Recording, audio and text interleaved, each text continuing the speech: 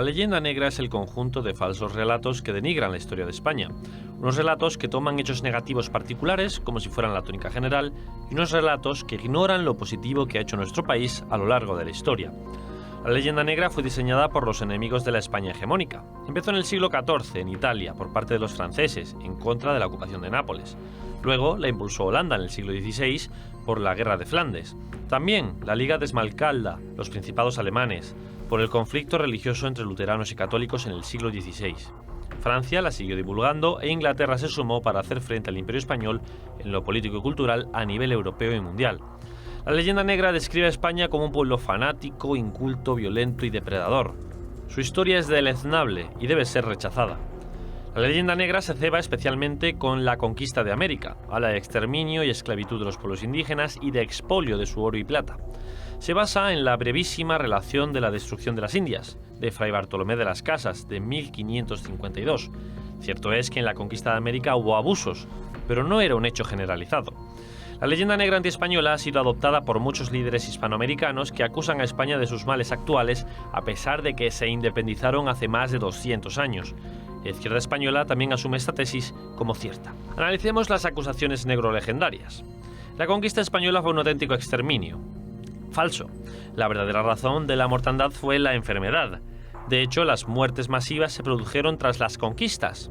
Por ejemplo, entre 1510 y 1560 hubo una mayor incidencia por la llegada de niños. Los españoles trajeron muchas enfermedades a las que los indios no estaban acostumbrados y fallecieron por ello. Los españoles también tuvieron dificultades con las enfermedades tropicales. Por ejemplo, la viruela causó estragos en la isla de la Española en 1518 y se extendió la enfermedad por el continente. Se calcula que en México murieron 25 millones de personas.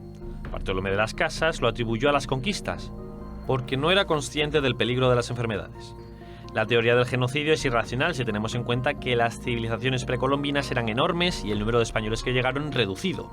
Los aztecas, incas, mayas y chibchas eran las tribus dominantes en sus respectivos territorios y tenían sometidos a muchos otros pueblos. Los españoles se aliaron con las tribus pequeñas en contra de las dominantes. Fue una suerte de liberación de los oprimidos, ya que las tribus dominantes sacrificaban a los miembros de las tribus sometidas.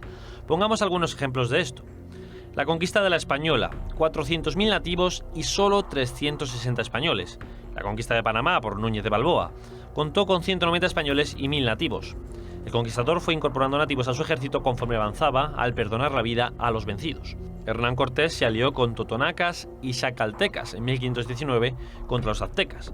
Conquistó Tenochtitlan con 1.000 españoles y 100.000 indígenas frente a 150.000 aztecas. Pizarro hizo lo propio en Perú al posicionarse con Huáscar en la guerra civil por el trono, una guerra entre hermanos. También se alió con el resto de las tribus oprimidas entre 1529 y 1532.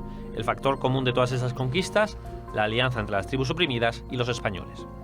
¿Genocidio español, pues? Ni mucho menos. De hecho, la sangre indígena y mestiza sigue muy viva en los antiguos territorios del imperio, mientras que los indios en las colonias del Imperio Británico prácticamente están extintos. En Estados Unidos, por ejemplo, les mantienen en reservas. Segunda gran acusación, los amerindios fueron esclavizados. Falso. En el año 1500, Isabel la Católica firmó una real provisión en la que prohibía esclavizarles, pues eran también hijos de Dios. Les convirtió en súbditos de la corona como el resto de españoles. Hay más. En 1512, el rey Fernando impulsó las leyes de Burgos que protegían a los indios en lo laboral, social, económico y político. En 1542, Carlos I impulsó las leyes nuevas en las que prohíbe las encomiendas tras reflexionar sobre el derecho de la conquista. La tercera gran acusación es la del expolio económico, una falsedad más, ya que el 80% de la riqueza obtenida se quedaba allí, en América. Solo el 20% venía a la península en virtud del Quinto Real. Más impuestos y tasas podía llegar como máximo al 30%. España no solo no cometió tales atrocidades, sino que trajo la civilización al continente americano que pasó ipso facto de la Edad de Piedra al Renacimiento. El imperio trasladó España y su organización a América. Los cabildos, las audiencias, las intendencias, Hacienda, las capitanías, también catedrales como Santo Domingo, Santiago de Cuba, México o Lima. Sin olvidarnos de las universidades como Santo Domingo otra vez, San Marcos de Lima y México. Paralelamente se transmitió la fe católica a los amerindios, que se convirtieron en masa ya que las antiguas estructuras religiosas habían caído. También se produjo el mestizaje, que francamente fue casi obligado ante la ausencia de mujeres españolas. Cuando las Américas se independizaron, la población india mestiza era mayoría. Tal fue el mestizaje que las lenguas y cultura indígenas fueron preservadas. Se elaboraron gramáticas para sus idiomas en el siglo XVI. En definitiva, España impulsó la hispanidad, que es la hermandad de los pueblos hispanos de ambos lados del Atlántico, a través de una lengua común, el español, una religión común, el cristianismo, y una historia común.